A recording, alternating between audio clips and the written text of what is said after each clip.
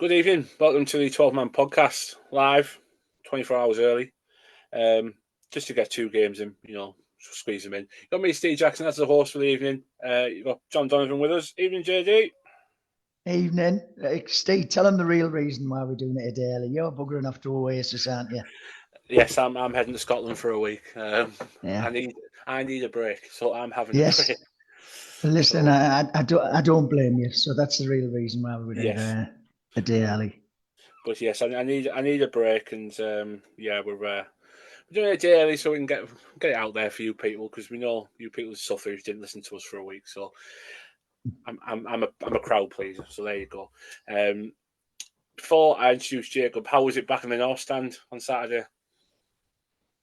Oh, fantastic! I loved it. I said on our preview on Friday that I was looking forward to it. It was obviously the start of a new era. New players to have a first-hand look at in a competitive game. I was looking forward to it, and it didn't let me down. We got the result, and I thought the atmosphere was really good. Which it tends to be when a season starts and everybody's quite optimistic. Yeah. Despite our shaky summer in the transfer market, but everybody that I spoke to was looking forward to it. So exactly, and me, but we'll dive into that. And also got our young Prime Minister, we've got Mr. Jacob Jervis with us as well. Evening, Jacob. Evening, you okay? Good. How are you? Yeah, very good. Good. So yes, we're going to talk first game of the season. We'll talk about all aspects of Rob Edwards' first competitive game in charge. We'll talk about the result. We'll talk about performance. We'll talk about the atmosphere. And we'll talk about the upcoming week. We've got two games, one in the Carabao Cup against Doncaster Rovers, who have started very well in League One. And we'll also speak about Millwall away on Saturday, who started really well yesterday with a win at Norwich. So before we dive into it, before we get into it, are we both all right? Are we both good? All good from me, yeah. Happy days. So what I usually do, JD, as you know, I usually say, what did you make of the lineup when it came out, which was really weird. It came out at 1:45. That really threw me. I didn't expect that, but because it's usually an hour before. But I imagine, I don't know if you had the same perception as me. I looked at the lineup and I thought, it's probably the team I picked, but I don't want to make any judgment because I don't know what I'm going to get here. Were you of the same? I was surprised that Borges didn't play, but I understand the reasoning behind it. But other than that, I think the lineup was for me as expected, except for that Borges omission. But I was pleased. I was pleased with the lineup. We had a strong centre three at the back. All defenders doing the job, if you know what I mean. The defenders who can defend. But obviously under Edwards, they were asked to do a little bit more, and that was like bring the ball out and put themselves into dangerous situations. I mean, the three that were chosen to start yesterday's game, I was quite confident that they will be able to do their job, i.e., defend quite easily, and not try and do anything beyond the capabilities. Just do what you're good at. Yeah, exactly. Yeah, no nonsense. Play the position that you're paid to play in. That's exactly how I put it. But Jacob, come to you. John mentioned he was surprised there's no Borges, but understood it. But I know you were under the perception of that's the team you'd have picked, wasn't it? Yeah, it's the exact same team I'd have picked. Again, I thought Borges might have been in because he's featured quite a lot in pre-season. But no, that would have been the team I'd have went with. Just especially while there isn't too much optimism between some people. It was for the first time in maybe a year or two, I looked at the Boro lineup and thought, that's a proper championship team, barring one or two positions. That the span of the team was really good. Dale Fry, Jones, Ayling, Hackney, Morris. There was a good spine there of the team, and it made me more confident for the game looking at it. Yeah, it was a very strong spine. It's a proper, a bit like you, proper championship team. That it has all the characteristics of a championship team, which is really good. It's exactly what you need on the opening day to get yourself underway, kind of thing. One question I'm going to ask you both about the captaincy. Obviously, Dale Fry got the captain's armband. Rob Edwards was asked about this after the game, and he said he's not picking a club captain yet. He wants to share it about and see where we are. Is that, start with you, John, is that his real opinion, or do you think he's waiting to see what happens with Hayden Hackney before he makes a proper decision? I think he's waiting to see what our squad will look like. Yes, on the 1st of September. Once all the transfer business is out the way. He's got quite a few players who he could hand the captain's armband to. But like you say, whether or not they'll all be at the club after the window remains to be seen. So yeah, I just think he's edging his bets at the moment. Yeah, because that's how I read it. I thought you're definitely being media trained at some point in your life, Mr. Edwards. It's very obvious, but which is not a bad thing. I'm not saying it's a bad thing, but Jacob, are you under the same impression as us? Because for me, that was every other club apart from us has pretty much picked a club captain. We're the only ones not to do it. I don't know. I actually thought about it a different way in terms of I think he's probably looked at Middlesbrough over the last 2 or 3 seasons and has realised there's only been really Howson, who wasn't like a loud leader. He was more follow by example, the way I play kind of captain. And apart from that, we haven't had too many strong leaders within the group. So I think what he's doing is trying to give as many people as possible to prove they've got leadership skills. So if they all have a little go of being the captain, well, when we go to Millwall away next week and there's 10 minutes left in the game and we're scrapping, then we've got more than 1 or 2 people on the pitch, using communication, talking, telling the teammate to watch the shoulder. I noticed that the back three were very, very good at that in terms of communication. Yeah. The line was good. Jones on his debut, again, proper championship centre-back. He wasn't shy, or for his first game, he was talking to them as if he'd been there 2 years. So I think it's about giving them as much opportunity as possible to grow their own leadership, really. Tell us a politician, can't you? Proper politician answer that, wasn't it? I don't think he's used this, I won't call it the tactic, but this method at previous clubs. I think he's had club captains and they've stuck for the season. So it is something new. We'll see how it goes. I mean, we're only concerned really with performances, but more especially results. And we'll see what happens with the club captaincy, whether it is shared around or whether after the window closes, he plumps for one to have it for the rest of the season. Yeah, it's going to be an interesting watch over the next, I suppose, few weeks. I mean, I fully expect that we'll have a different captain on Tuesday because I fully expect a different team. So we'll talk about that a little bit later, but be interested to see who does lead the team out on Saturday against Millwall when we're at the Den. It's just an interesting tactic, but I do like the way Jacob has explained it. It is good to have a few leaders on the pitch because that's something we've been desperately missing the last few years for me. I like the follow by example kind of leadership, but I also like the vocal leadership. I like someone to have a good shout, a good, look, lads, this is how we're going to do it. This is how we're going to sort it. Bit like, I've said it many times, bit like what Ledbetter used to do. Bring the lads in and say, look, pull it together, get your act together, and get your head in the game.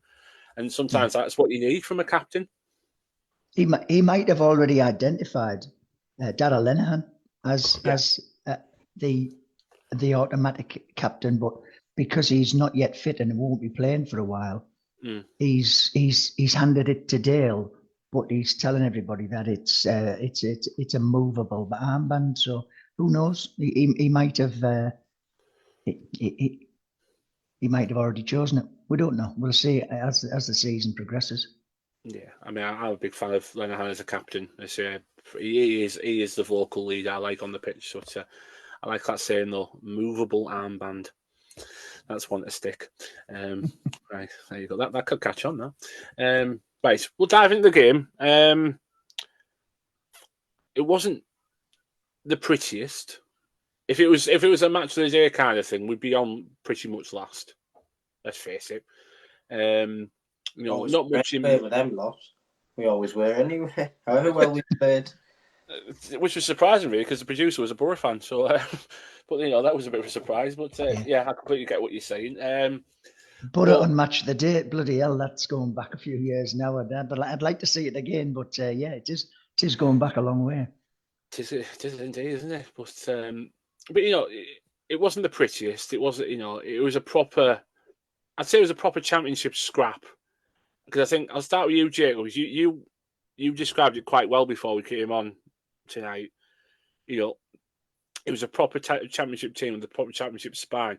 But the first few minutes, we showed our intent, didn't we? We were quite physical from the back. It was straight in, no nonsense. Exactly how you should be in this league, isn't it? Yeah, I mean, I think we, especially in your home matches, I think we won the first few duels.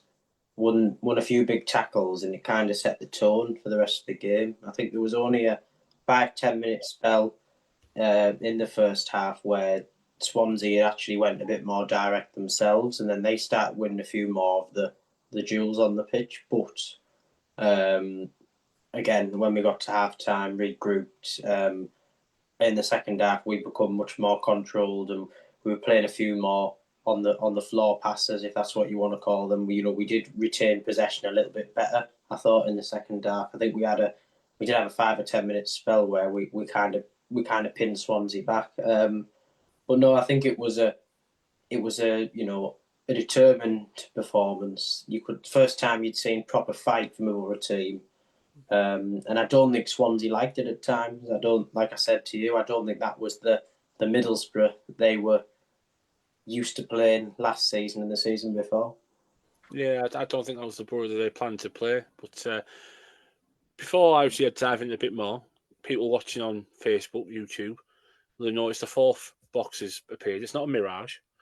Mr. John Cutler has popped up for a chat. Evening, Cut. You all right? Yeah, I'm all good, lads. Thanks to you. Yeah, we're good. Yeah, we're good, sir. Firstly, how was your summer? Fantastic, mate. Anything eventful happened, John? Well, I was going to say, just there you go. Oh, the wedding ring. Well done. Congratulations. Thank Enjoy you. the day. Appreciate it. As well?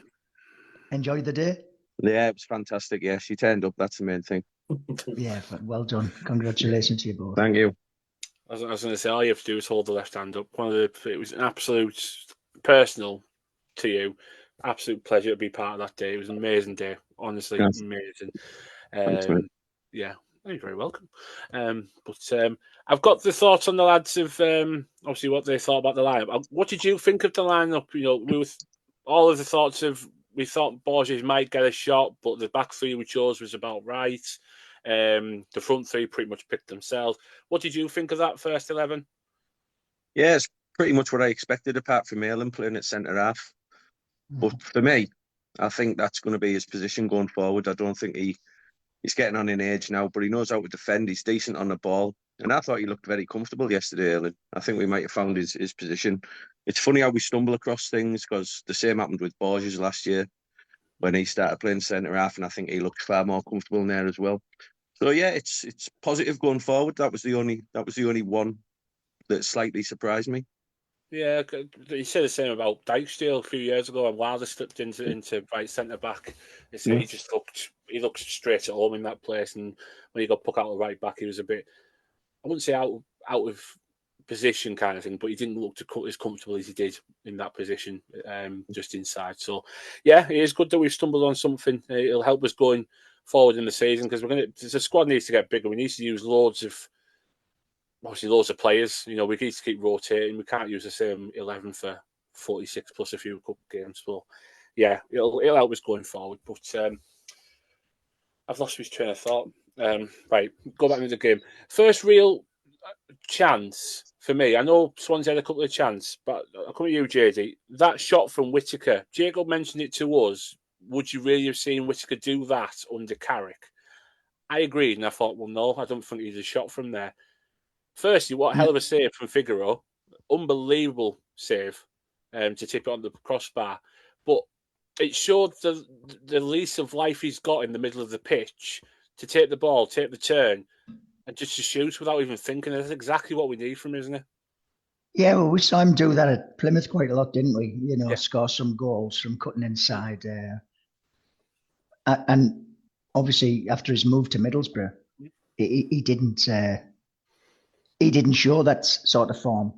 But he has been in the press saying that the move was difficult and the first 6 months has been tough for him. So I'm hoping he's got a new sort of lease of life and he can find his old form with the new coach and his backroom team sort of giving him the confidence to do that. But like you say, it was a fantastic save because obviously without that fingertip touch, it was the first goal for the Boro. Yeah, because we all noticed that, didn't we? Because obviously where we're stood, we were bang on line with the shots, and the first thing we said was, "That's a cracking save, that unbelievable save."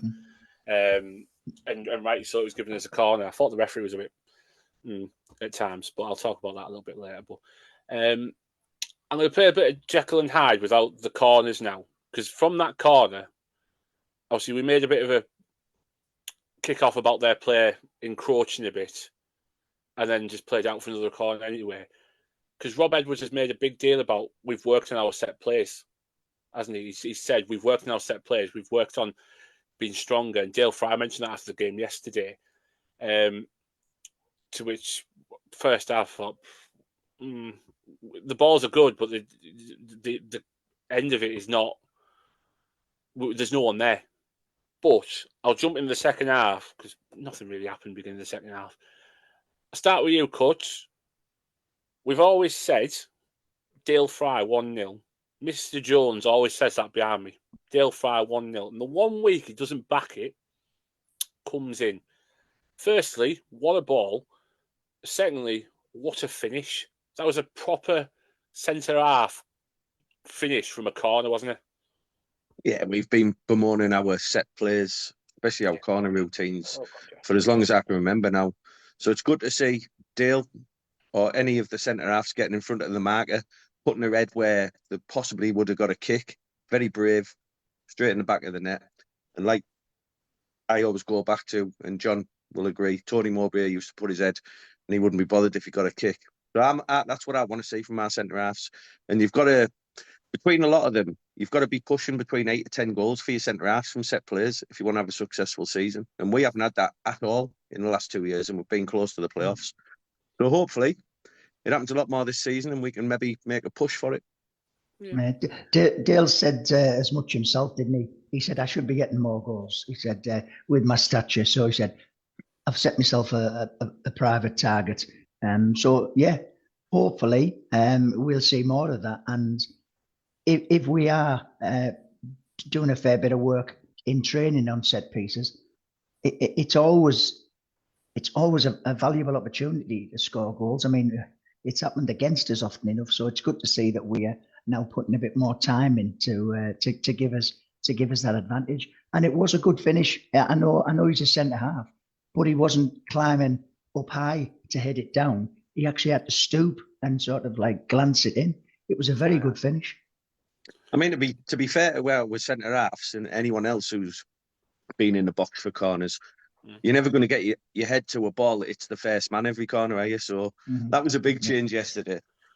Yeah, I've got to admit the delivery of crosses. You know, once we cut out the short corner stuff that we were trying, it was bang on. You see, it was getting into the positions where you want the ball to be. It's just unfortunate that we didn't get on the end of the crosses, but you say we got it on the end of that corner in the second half. Hell of a header. You say, like you said, John. He's 6'4". He has got the stature to be getting up there. He should be winning headers more often. He did so at Rangers. They say he got a goal and assist, unbelievably, at Ibrox. So he can do it. He absolutely can do it, and it's good that he's set himself a little target. If he gets them 15 goals, I'll be delighted. But Jacob, what did you think of the goal? No, I think it was good. I think a team that is good defending set pieces and is good at attacking set pieces will be 10, 15 points better off at the end of the season. And again, would we have scored from open play on Saturday? Maybe, maybe not. But again, it's always one of the. We've got to have that, within our skill set. When the game's difficult, there isn't a lot in the game. Yeah. A set piece is often going to be the thing that wins or loses it. It was always going to be a set piece or a mistake that won that game. And by Middlesbrough practicing them more and success in pre-season with them, I mean, it's probably the most goals Fry's ever got within a period ever. So this isn't a coincidence. They're obviously doing something right. And long may it continue, because a Boro team that's strong at set pieces is me happy. So happy days. And everybody wants a happy Jacob. That's all we want, isn't it? So yeah, absolutely. Before I move on to how we managed the game from thereafter, I asked these two lads, Cuts, before you kindly popped on, the situation with regarding the captaincy. Obviously, Rob Edwards mentioned yesterday after the game that he was sharing it about. There's no club captain being decided as of yet. What was your opinion on that? Obviously, we've said, it's good to have a few leaders on the pitch. Is he waiting for what the team's going to look at in 1st of September? What's your opinion on the whole situation? I've never really known it happen before, but no. I'm all for it. We've said that we need players to lead by example and more captains. So if that means sharing it out and players taking more responsibility, I think it might be a bit of a masterstroke, to be honest, because other than Lenihan, I don't see us having a traditional leader. Now, obviously, he's not in at the moment due to injury. Yeah. So I think it's a good idea. I think it was a nice touch. Dale's been here almost 10 years to give him it yesterday. But I'm all for them sharing it about. I think we've got a few players that are capable. Ayling, Morris, even Hayden Hackney last season was captain a couple of times. So yeah, get the players to take a bit more responsibility and lead on the pitch. I think it'll make the squad and the togetherness. It'll make us a lot stronger, I think. I think it's a good idea. Well said. There you go. You've got the politicians back in, so there you go. But no, you're absolutely right. They say, I mean, it said after the game, didn't it? Dale Fry made his debut 10 years ago to the day. That first game against Preston at Deepdale, back in our promotion winning season. So yeah, it was good. It looks like he's took a bit of responsibility on his shoulders as well. The way he spoke after the game was really good. I thought his words were really, apart from him saying about 20 times in 3 minutes, which is incredible. But one thing I picked up in his interview with BBC Tees, did you see the quote he said about Kante? Yeah. It was brilliant. He went proper Boro on him. Like, how you doing, mate? You all right? And he just went, thank you. Well, I met some lads from Swansea before the game, and we went out afterwards.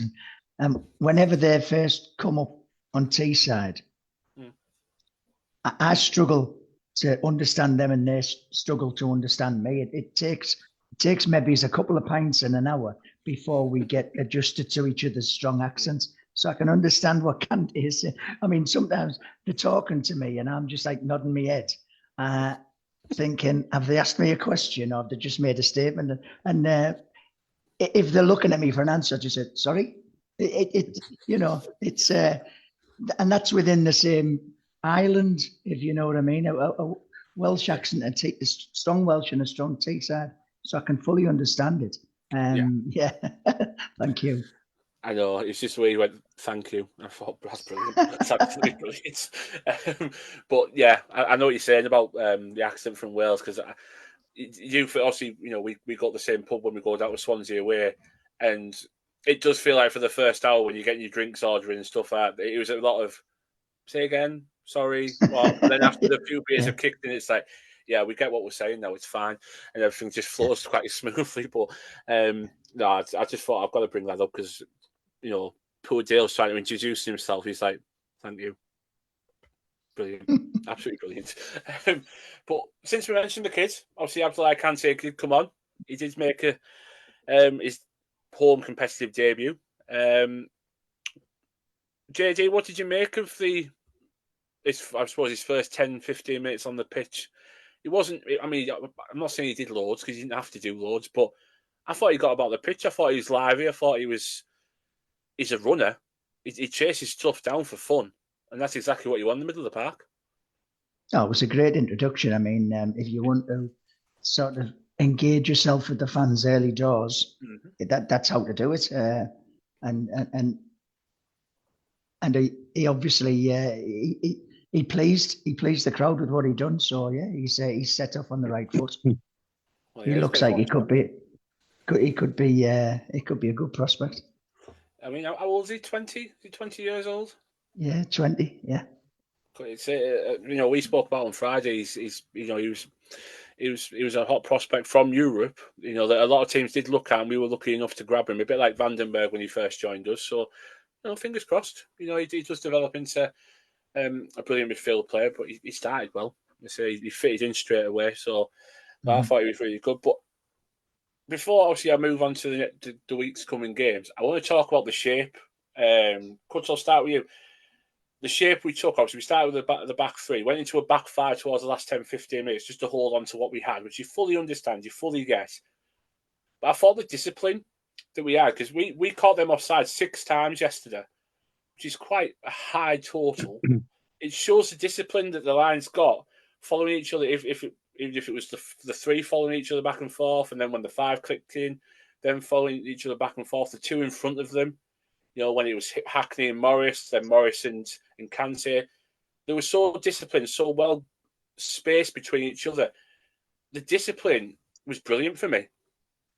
Yeah, I think you've got to give Rob Edwards and the coaching staff a lot of credit because, all right, Swansea might not be a team that are going to be right up there, probably not one of the better teams in the league, but I thought what we did defensively, we did really well. And that's all credit to the coaching staff. Like, say, they haven't been through the door that long. You mentioned Kante coming on. Now, I can't remember the last time we were winning a game. And instead of going like for like taking, for example, Bergzorg off and bringing Force on, instead of doing that, he took a forward off and brought an extra midfielder on. I can't remember us doing that at all last season. And that was one of our biggest criticisms of Michael Carrick in the previous regime. So yesterday for me was a massive plus point about Edwards and his willingness, how he's seeing the game and closing games out, because how many points did we lose last year from not closing games out? And we've done it in game 1. It's took him 70 minutes, what we were crying out for last year. Yeah. So yeah, fair play to women and coaching staff for what they've installed. It'll only get better the longer they're on a training pitch and playing games together, and hopefully a few more signings to come through the door. I could never really get the doom and gloom that was around the club.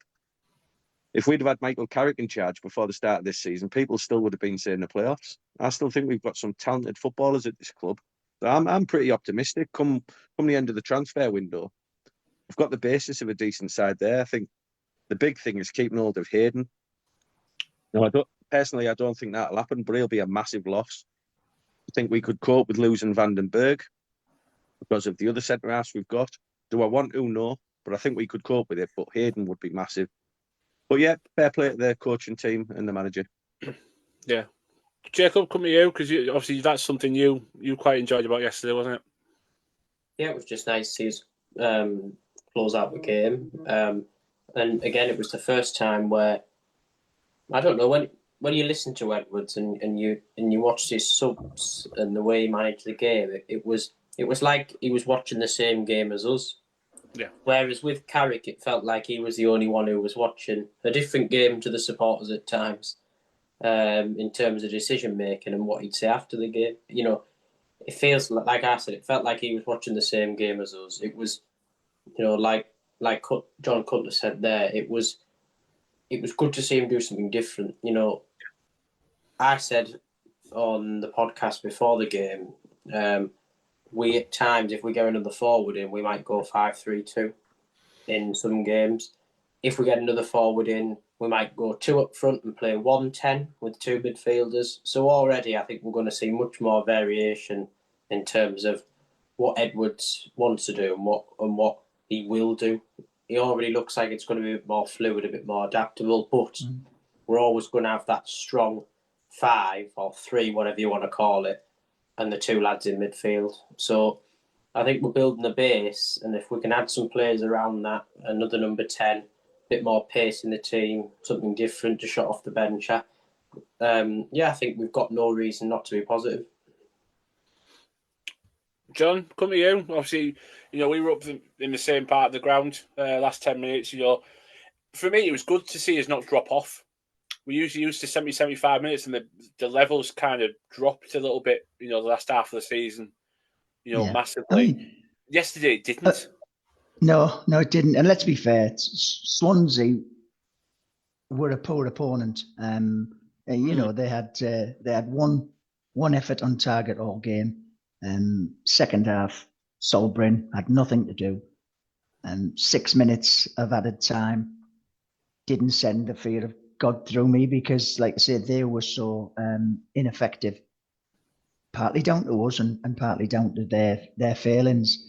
But we will come up against much tougher opposition who will ask a hell of a lot more questions than Swansea did.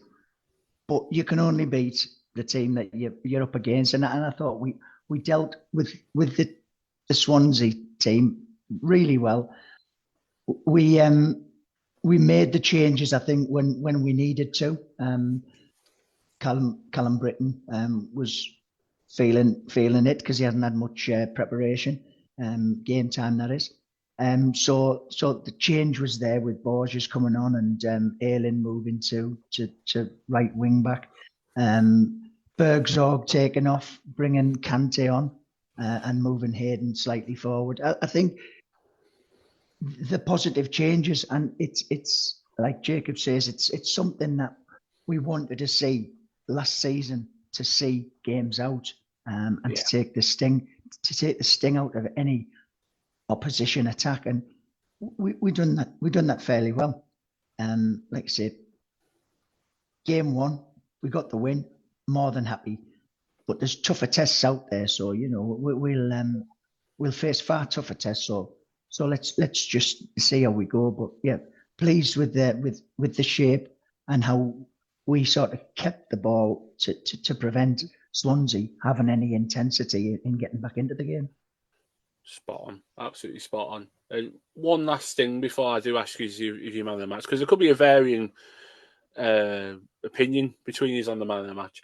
How good was it to look at the touchline and see some life and see some passion? I'm not saying that Michael Carrick was a passionless guy.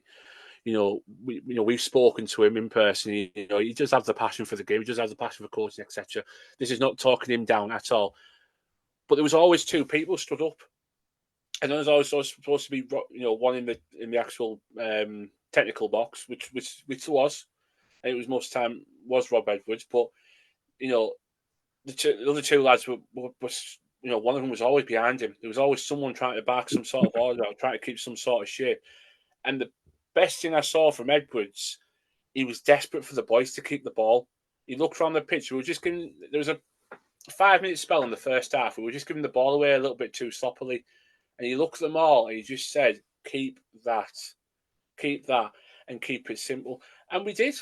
And you know what? Just seeing a bit of life in that technical area, I thought, you know what? Okay. You know, it wasn't my choice for the job, but you know what? He's giving it a right good go. Yeah. I mean, his post-match interview was quite good because he even admitted, you know, that we didn't do everything right. There was things he wasn't happy about that he wants to see improved, and that's great. That's a little bit of honesty. Yet we very rarely got that from Michael Carrick. He was far too protective. Now I understand you've got to protect your players and not hang them out to dry, but sometimes you've got to say we didn't do this right and we didn't do that right, and Rob Edwards was comfortable enough to say that. Yeah, absolutely. Go on, Coach, what were you going to say? No, I just think it's refreshing. I think it's refreshing to see. It's all right saying about not hanging players out to dry, but ultimately the previous manager, was hanging himself out to dry, as if he's talking to a bunch of people who weren't watching games and knew nothing about it. So yeah, refreshing. I like everything he said pretty much up to now. I think one of the pre-season games we were getting beat at the very end, and they asked him at the end of the game, and he said, I don't want to see tippy-tappy football when we're 1-0 down with 5 minutes. I want the ball going in the box. Now, we've been crying out for that for a long time. If you're getting beat and you don't get the ball in the box, you're not going to score. There's no point keeping possession, now winning the possession stats. Exactly. I've loved everything he said. And like you said, he wasn't my number one choice. But I think he's come in and he's said all the right things. It makes me wonder, some of the things he said, it's not been a particular dig at Carrick. But obviously the people above him, whether it's Kieran Scott or Steve himself, have said the fans aren't happy with this and the fans weren't happy with that. Now, we're not professionals, but pretty much everything we've talked about over the last couple of years has been mentioned in interviews, with whether it's with Tees or whoever else. So I like what he's saying. Let's hope he can implement everything. Like John said, it's early days, but Rome wasn't built in a day. It's positive for me. Exactly. And the last thing I'll say is, I put down a message as well today with a few people. If that's the worst our squad's going to look this year, I can't wait to see what the best is going to look like. Because yes, it weren't pretty. Yes, it weren't full of quality at times. But we really did try our bollocks off. We really did give it a right go, and that's all I've ever wanted. I don't come to football to watch the most stylish of football, the most flamboyant, the prettiest. I come to watch us give it a go and get the results that we should be getting, and that's what yesterday was. It was a hard-working 1-0 win, a proper championship 1-0 win, and I was absolutely delighted full time. Get up and running, 3 points, clean sheet. I can't complain with that. So I say there's a lot of happy people, and hopefully that'll bring the crowds back as well. Because I was quite disappointed to only see say 20,000. I thought there'd be a bit more, but it's understandable. I fully get it. So yeah, hopefully there'll be a few more people when we get our next league game at Sheffield United in a few weeks. So, but we move on. But before we move on, I nearly forgot. Your man of the matches. Cuts, I'll start with you. Who was your man of the match from yesterday? Because there's a few that are up for this one. I thought Jones was outstanding. Old school defender. Yeah. Puts his body on the line. Everything I've talked about in the last few years. Doesn't mind kicking it into Rose Ed. I think yesterday you seen we weren't passing it back from the keeper so much. That's what I want to see. Defenders who want to defend. I thought Jones was fantastic. Yeah, I can't disagree with that. JD? Yeah, I was close to picking Jones as my man of the match, but I thought Dale Fry's contribution throughout, and obviously the scoring the winning goal, tipped the balance for me. I thought all three new players had good games. Kante very briefly, but there was so much that he done in that short spell that sort of like made you really sort of excited about what he can do. Once he's settled in, got to know his teammates, got to know the area, got to know that the ruggedness of the league, and Callum Britton, we know from his championship spells at Blackburn what he's capable of. So all three made fantastic debuts, so to speak. But the man of the match, Dale Fry. Okay, Jacob. You could give it to both of them, but I'm going to give it to Aylan, just because I think Aylan's had a lot of stick in terms of, I don't think, again, I think he was being hung out to dry last season playing right back.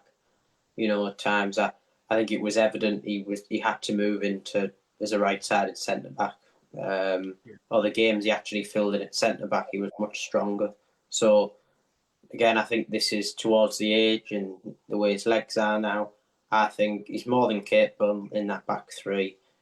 I thought he was quite good on the ball. I thought he passed the ball well. His touch was good.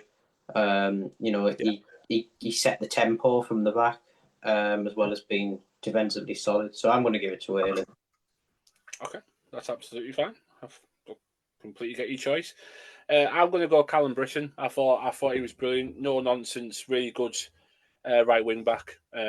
Slided the team really well. He was a bit like Jones. No nonsense. I think his first 50-50, he just got straight stuck in. And I thought, you know what? It's exactly what I want from a defender. I don't want the messing about. I don't want the, tippy-tappy stuff, a bit like what Rob Edwards said at Bradford. I don't want that from a defender. I want your job's to defend. And that's exactly what he did. And for someone that hasn't had a lot of pre-season, obviously with his situation with is he or is he not leaving Blackburn, I thought he was brilliant. And also, I promised it would be a diverse four, and I didn't want to pick Jones as well. So, yeah, go on, Cut. The thing is, the three players that Scott's brought. Well, I say Scott, he's head of recruitment, but the three players that Boro have brought in, have looked good. Now I know there's been a lot of angst and frustration being meted out on social media because of our lack of signings. Mm-hmm. But, I would rather get the quality of player in than the quantity. And if we make 3 or 4 more signings of those 3 who played yesterday and can make a positive contribution like they did yesterday, then that's going to be a good window. Absolutely. Yeah. Two quick points on what you've discussed there. Yep. 4 of us there have picked different defenders. I thought Silvera also had a good game yesterday. Yeah, I did. Another player that's had a lot of stick. I thought he looked pretty comfortable at left back. Now going forward, whether that's going to work, I'm not so sure, but credit where it's due. And like John said there, Kieran Scott's had a bit of unfair criticism for me, because I think on a whole, the players that we've brought to this football club, he's earned the club a lot of money. Now, the transfer side, the other side of us spending money on players, that's nothing to do with him. He's the one who sees players and brings them in on ability. And if you look at it on a whole, I think he's done a pretty good job. Now, I just asked some of the fans for a little bit of patience. The window hasn't shut yet. During the week, we were linked with Tuba, getting him on loan, and then a £7 million fee. Now, for me, that was a bit odd, because I think we need a centre forward, an actual out-and-out centre forward, not someone who's just going to play off. But it shows that if the right players become available, there is funds there. So just hold back on your criticism a little bit for a couple of weeks, and let's see what we do first. Yeah. Well, when you think about it, we've got a few players out injured, a few players who were first team players. McGree, Lenihan, Vandenberg. Bangura. Yeah. So we've got. We mentioned 5 there. Get in another 3 or 4, could be more. Who knows? And then you've got a far stronger squad. You've got a far better opportunity to improve from last season's league position. So yeah, John's right. Let's have a bit of patience, and if a deal takes as long as it takes, but we end up getting the right man, like we did. We were patient over Britain, like we did. Stick to the deal that's right for the Boro. We'll get the players in, and hopefully, it won't be as bad as some people are making it out. Absolutely right. It does need a bit of patience, I think, with this. We've still got 3 weeks left. We've still got 3 weeks left of this. So, but yeah, Sean Murray's has just said one thing we do need is a new stadium announcer. Yeah, he had a right mate yesterday, didn't he?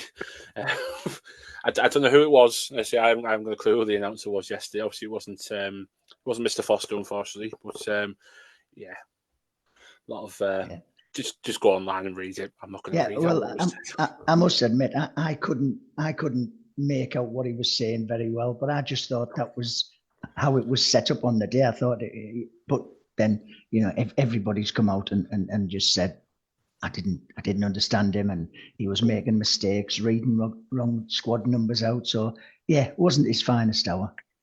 Again, no, a bit like the players. Let's not write him off after his debut. Yeah, I'll give you that. Well, I know that John's back for Tuesday, so hopefully an improvement. He's off the fitness bench. You're telling me. Yes, less of the Dale Fryer. I mean, that absolutely had me yesterday. Poor Dale Fryer. Right, so we do move on to Tuesday. First round of the Cup. Doncaster at home, who have started really well in the league. Obviously got promoted last season from League Two. Obviously won the first 2 games against Exeter and Mansfield. Start with you, Cut. Is this a game that I don't want to say we need to... It's a difficult question, this. That's a word. I don't want to look at it and go, well, he's just giving, doesn't he?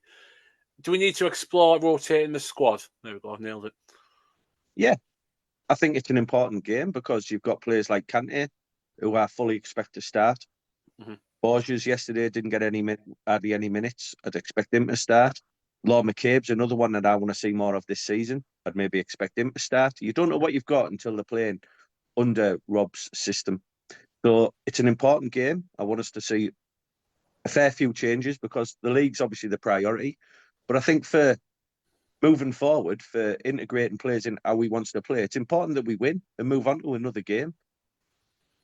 Yeah, I agree with that. You agree with that, JD? Another player I might want to see a bit more because I thought he was a bit not behind where they were fitness-wise, but some of his passing wasn't to where I would have fully expected to be. Would you expect Hackney to have a little bit of an input on Tuesday night? Yeah, it's a possibility. I mean, he might also give Callum Britton a little bit more game time just to get some more match fitness. But yeah, I mean, there'll be a raft of changes. That's understandable.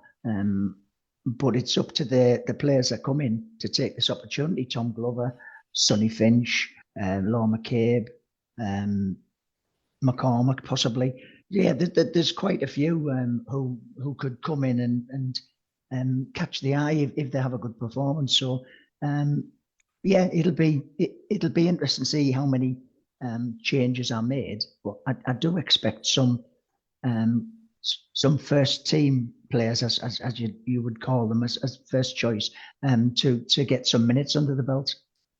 Yeah. Before I asked Jacob his opinion, you shook your head when I said about Hackney cuts. Would you just drop him completely? It's not about dropping him. I'd be amazed if Hayden starts on Tuesday with the speculation around him at the moment. I think even if he stays, he's such a big player for us. He reminds me of Tav when Tav was here.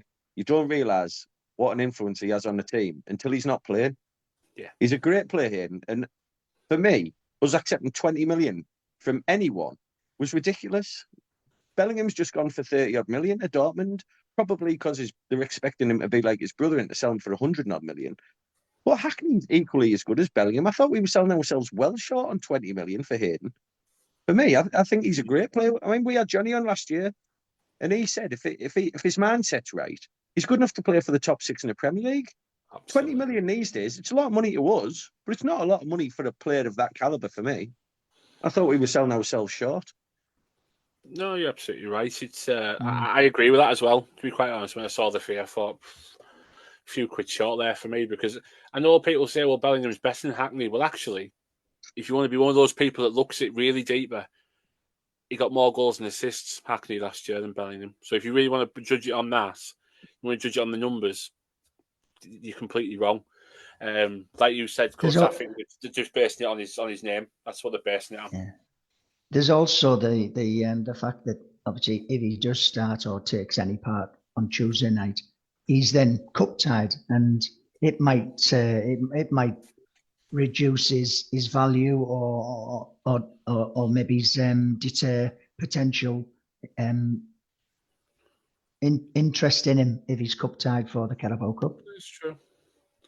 That's true because there is the start of the sniff of not Ipswich, obviously they have the bill accepted. Manchester United, isn't there? Obviously they've started to have a bit of a something, words being mentioned about them looking at him. So there is interest in him. They say, I really don't want Hayden to stay. It's good that he's To rejected. go, you mean? Going. Yeah. Well, yeah, You don't want him to sorry. stay. Not if there's 40 million on the table, I don't know. But no, like Cut said, the impact that Hackney has on the team when he does play. You want to pick a game? I'll pick Sunderland out last year. They said the equaliser he scored to make a 2-2. He took the game by the scruff of his neck and pinged the ball past Patterson. Jesus, that what I mean. That's the impact he can have. So yeah, well, it's just something we'll keep an eye on, obviously. So, but Jacob, what's your thoughts on the team for Tuesday? I think we'll see people like Glover, Barlasser, Fors, maybe Hamilton, Gilbert, Woolston, maybe. Yeah, we'll have to see. I think it depending on what team they play. I mean, I don't know what their backup players are necessarily like, but it might be quite an even game in terms of the backup we've got at the minute, or some of the academy lads we put out, or so maybe I'm being optimistic, but maybe it has the making to be quite a good game. No, absolutely fine. But so just before we go into the Millwall game, obviously our second game in the Championship, I usually ask you for the anytime score. I won't do that for this one because we don't know what squad's going to be playing, kind of thing. But if I can get a score prediction out of you, that'll do. Jake, I'll start with you. I'll say 1-0, another 1-0. Okay, JD. 2-1 Middlesbrough. Okay, Cut. I'm gonna give you a goal scorer, and I think he'll score a hat-trick. It'll be 5-0, and Force will get a hat-trick. I don't see Conway starting, so I think Force will play through the middle. So no, I'll get that bit. There we go. Our match day predictions sponsored by Cuts' lottery machine. It's back. It's back. John's been on the bong. Yeah, a few too many of them bloody ethoses in there. Increase. Good lad. But no, fair enough. It has the potential to do that. If you play a full strength squad, it could happen. If we catch him on a bad day, it could happen. I'm going to go 2-0. Nice and easy. 2-0. Get us through and get us someone in the second round. I don't know who it'll be, but yeah, right. We'll move on to the trip to the Den against Middlesbrough B, against Millwall. Obviously, another one of our guys joined Millwall this summer in Josh Coburn, which I still don't agree with. I still think he could have had an impact in this squad, but hey ho, that's the way we're moving forward. But JD, I'll start with you. So we're making the trip down on Saturday morning. They've made a really good start of the season yesterday. Really good. Yeah. It's a tough trip to go to Norwich. They've made some activity in the summer. Millwall brought some players in as well. What are you expecting apart from the usual nitty-gritty, tough atmosphere? Obviously, game that we usually get at the Den. I'm expecting a far tougher test than we saw on Saturday against Swansea. I think after the successful end to last season and the good start they've had to this, it'll be a big crowd. Their opening game of the season at home, it'll be a big crowd. There's a big Middlesbrough following.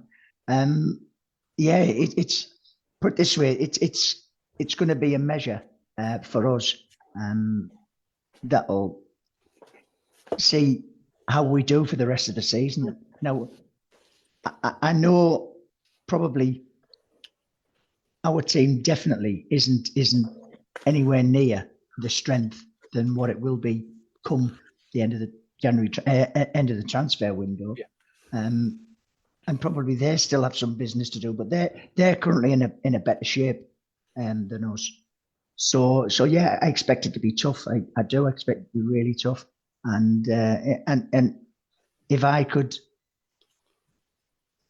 go forward to 6 o'clock on Saturday and we're travelling home and we've got a point out of them, that'll suit me. So yeah, I expect a tough game, a real tough game.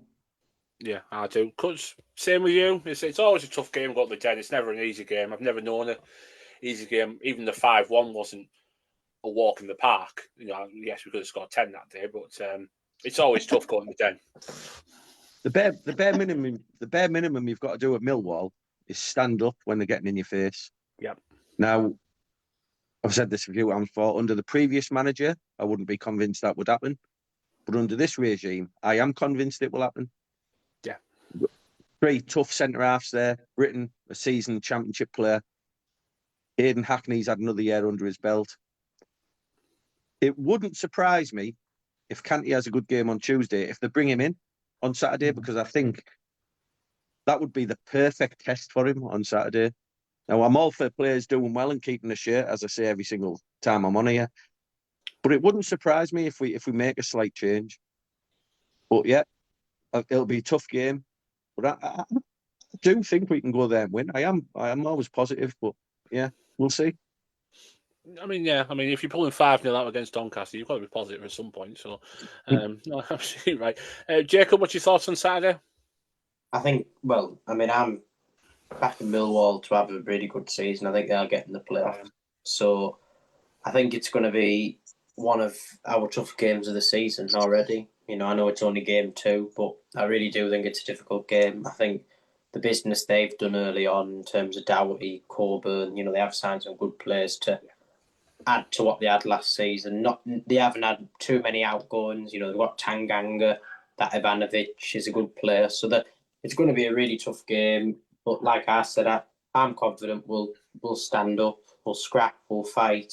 And I wouldn't be surprised if we see a 5-3-2 and possibly someone like Whittaker playing off Conway or something up top, bringing Kante into the midfield. It wouldn't surprise me at all. But no, I again, the way things have started, and hopefully after a good result Tuesday, I'm more than optimistic that we'll get something from the game.